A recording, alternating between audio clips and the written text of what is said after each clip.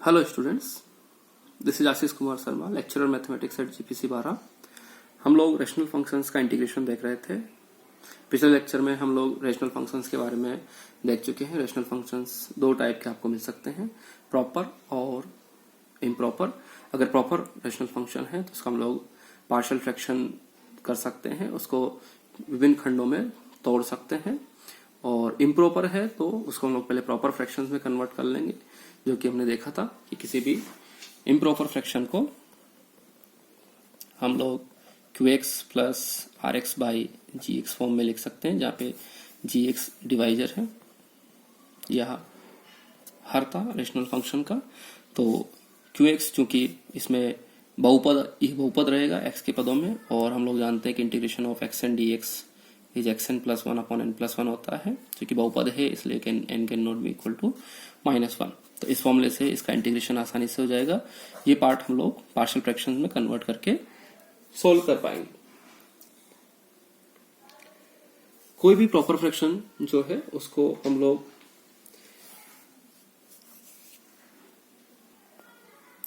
Proper rational functions को हम लोग पार्शियल फ्रैक्शंस के योग के रूप में व्यक्त किया जा सकता है, जिनके हर किस फॉर्म में होंगे, mostly ax plus b power n type, या ax square plus bx plus c power n type होंगे। अर्थात उनके हर में या तो लीनियर पॉलिनोमियल आएगा या क्वाड्रेटिक पॉलिनोमियल आएगा। तो इस तरह से हर के गुणनखंडों की प्रकृति के आधार पर हम लोग 4 केस बनाते हैं। तो जो पहला केस है उसको हम लोग आज डिस्कस करेंगे। सो नंबर 1 केस लेते हैं, जब हर में बिना पुनरावृत्ति के रैखिक खंड हो। अर्थात आपको जो डिनोमिनेटर है उसमें नॉन रिपीटेड लीनियर फैक्टर प्राप्त हो। तो ऐसे फ्रैक्शन का या ऐसे रेशनल फंक्शन का पार्शियल फ्रैक्शन किस तरह से करना हो। फॉर एग्जांपल, आपको इस तरह से कोई रेशनल फंक्शन दिया हुआ है और उसके हर को हमने फैक्टराइज कर लिया है, गुणनखंडों में विभक्त कर लिया है, और उसके गुणनखंड suppose x plus a, x plus b, x plus c type के हैं।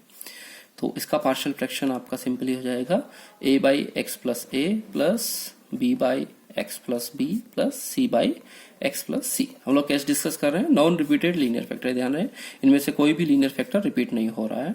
ओके, सब अलग अलग लीनियर फैक्टर हैं और केवल एक ही बार आ रहे हैं। अगर इस तरह से लीनियर फैक्टर्स आपको मिलेंगे तो आप उसका partial fraction a by x plus a plus b by x plus b plus c by x plus c form से कर सकते हैं। यहाँ पे a b c कोई कांस्टेंट वैल्यूज है जिनका मान हमें ज्ञात करना है।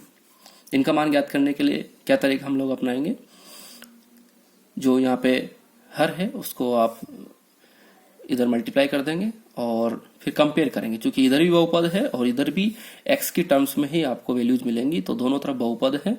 बहुपद के गुणांकों की आप तुलना करेंगे समान घातों की, और उससे आपको इक्वेशंस प्राप्त होंगी। उन इक्वेशंस को सॉल्व करके आप a b c की वैल्यू ज्ञात करेंगे, और इस तरह से आपको जो रेशनल फंक्शन दिया होगा वो इस तरह से पार्शियल फ्रैक्शंस में टूट जाएगा।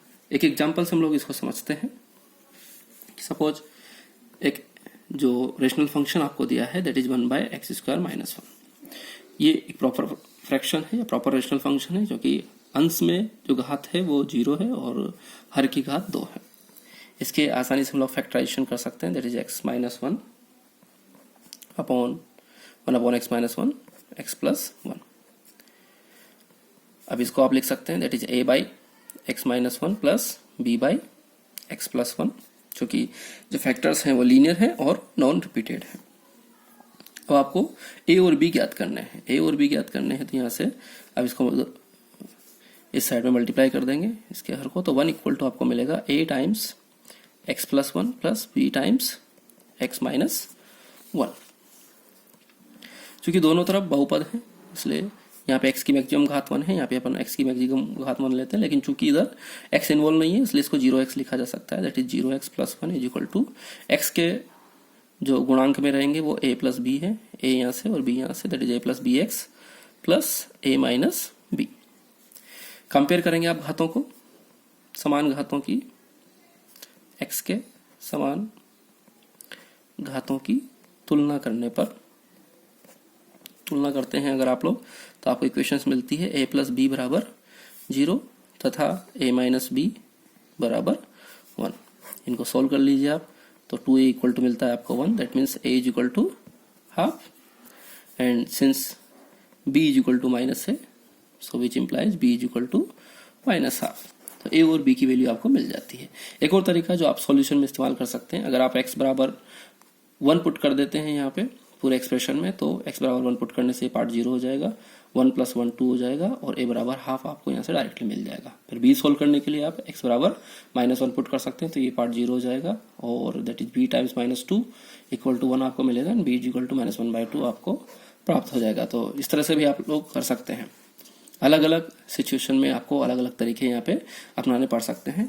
तो चूंकि a और b की वैल्यू मिल गई, इसलिए आपका जो फंक्शन दिया हुआ था 1/x² - 1, उसको आपने पार्शियल फ्रैक्शंस में तोड़ दिया है, और पार्शियल फ्रैक्शन क्या मिले हैं आपको, half x - 1 plus minus half x plus 1। अगर आप हाफ कॉमन ले लेंगे यहाँ से, तो आपको मिलता है that is 1/x - 1 minus 1/x plus 1। अब सपोज आपको इंटीग्रेट करने के लिए बोला जाता है इस फंक्शन को, इवैल्यूएट इंटीग्रेशन 1/x² - 1 dx। तो आप बड़ी आसानी से इसको हल कर सकेंगे, that i is equal to 1/x² - 1 dx। चूंकि पार्शियल फ्रैक्शन से हम लोग ये कैलकुलेट कर चुके हैं ऑलरेडी कि 1/x² - 1 को इस तरह से लिखा जा सकता है, so that is integration 1/2 1/x - 1 upon 1/x plus 1 dx। इसको अलग अलग कर लीजिए, that is 1/2 integration 1/x - 1 dx minus integration x plus 1 dx। अब आप देख रहे हैं कि 1/x का हम लोग इंटीग्रेशन जानते हैं, दैट इज log x होता है, तो यहाँ पे x - 1 को अगर t मान लेते हैं तो dx क्या हो जाएगा, dt। So dt this is dt/t, तो इंटीग्रेशन यहाँ से आपको मिलेगा 1/2 log t, and log t आपने माना था x - 1, so that is log x - 1। Similarly यहाँ पे भी अगर x प्लस 1 को t मानते हैं तो dx आपका dt हो जाएगा, and that is dt/t, so that is log x plus 1, तो एंड प्लस c। तो ये इंटीग्रेशन आपका निकल के आता है। इस तरह से आप पार्शियल फ्रैक्शंस की सहायता से आसानी से इंटीग्रेशंस को हल कर पाएंगे। धन्यवाद।